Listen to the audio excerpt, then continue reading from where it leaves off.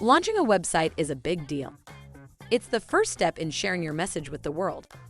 But launching a website doesn't have to be stressful or intimidating. It could be fun, and it should be an exciting time for you and your team. You've worked hard to get it ready, but there are many steps you need to take before launching. In this video, I will share a website launch checklist before launching your website. This website launch checklist will help you make your site ready for visitors so that you don't have any nasty surprises when they arrive. Let's dive in. The first one on the list is setting up essential web pages. Websites with incomplete web pages have a higher bounce rate. For example, if you are a business owner, when a visitor comes to your website, they look for contact details to make an inquiry or purchase. But if you have no contact information, that visitor will be disappointed and leave your website. Websites with incomplete web pages look unprofessional. So, what are these essential web pages? The must-have web pages are homepage, contact page, about page, services page, and blogs page. The second thing on the list is creating a Google Search Console account. When presenting the website launch checklist, we cannot forget about Google Search Console. It is a free tool from Google that helps to manage your website presence in search results. You can view your site performance, get notifications about website issues, and many more. Next thing on this checklist is creating a Google Analytics account for your website.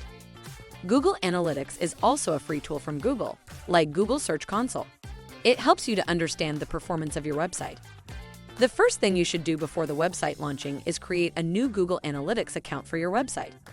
It allows you to track all of the activity on your website and see what pages are most popular among visitors.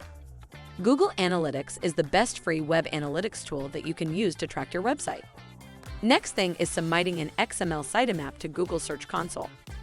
Search Console is Google's webmaster tool that helps you understand how users interact with your site, diagnose issues, and fix them. An XML sitemap is a document containing the URL of pages on your website. It helps Google crawl your site more efficiently and ultimately leads to better rankings.